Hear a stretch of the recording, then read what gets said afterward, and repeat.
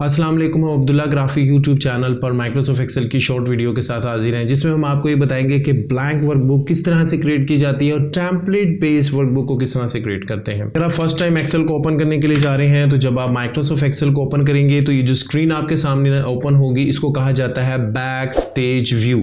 और यहाँ पर आप ये देखें ब्लैंक डॉक्यूमेंट आ रहा है, इस पर आपने क्लिक करना है। तो इस तरीके से ये ब्लैंक वर्कबुक माइक्रोसॉफ्ट एक्सेल में आप क्रिएट कर सकते हैं। माइक्रोसॉफ्ट एक्सेल में ब्लैंक वर्कबुक क्रिएट करने की जो शॉर्टकट की है वो होती है कंट्रोल एन। कीबोर्ड से आप कंट्रोल एन प्रेस करेंगे तो इस तरह भी आप ब्लैंक वर्कबुक को क्रिएट कर सकते हैं। अब हम बात करते हैं कि टेम्पलेट बेस्ड वर्कबुक को किस तरह से माइक्रोसॉफ्ट एक्सेल में क्रिएट किया जाता है।